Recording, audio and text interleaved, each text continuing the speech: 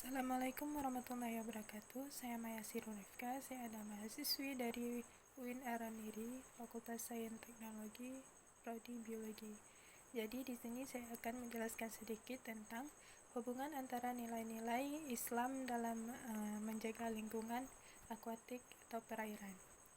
Jadi, lingkungan merupakan bagian dari integritas kehidupan manusia, sehingga lingkungan harus dipandang sebagai salah satu komponen ekosistem yang memiliki nilai untuk dihormati, dihargai, dan tidak disakiti. Lingkungan memiliki nilai terhadap dirinya sendiri.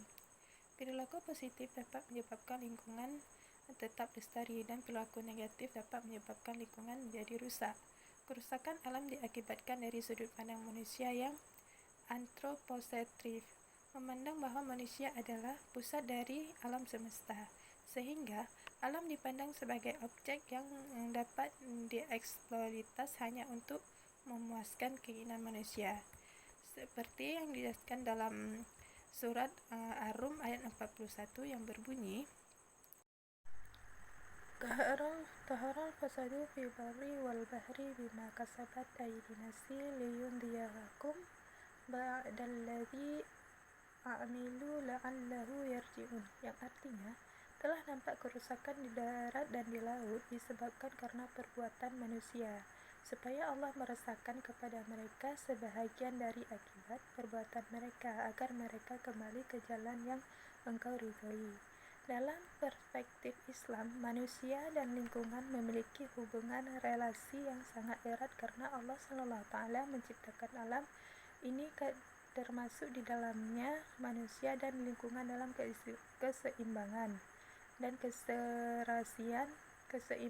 keserasian ini harus dijaga agar tidak mengalami kerusakan. Kelangsungan kehidupan di alam ini pun saling terkait, yang jika salah satu komponen mengalami gangguan luar biasa akan berpengaruh terhadap komponen yang lain. Manusia sebagai faktor dominasi dalam perubahan lingkungan, baik dalam buruknya dan segala sesuatu yang terjadi dalam lingkungan dan alam. Di dalam Al-Quran dijelaskan bahwa kerusakan lingkungan baik di darat maupun di laut pelakunya adalah manusia, karena eksploitasi yang dilakukan manusia tidak sebatas memenuhi kebutuhan untuk kepentingan hidup, tetapi kelangsungan yang dilakukan adalah sebagai faktor ekonomi, kekuasaan, dan pemenuhan nafsu yang tidak bertepi.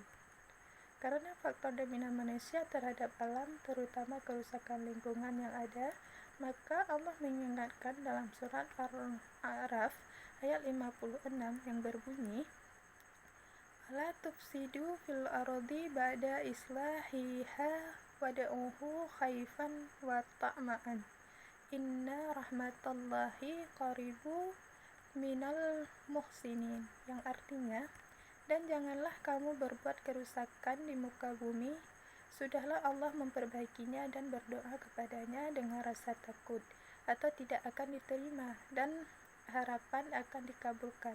Sesungguhnya rahmat Allah amat dekat kepada orang-orang yang berbuat baik.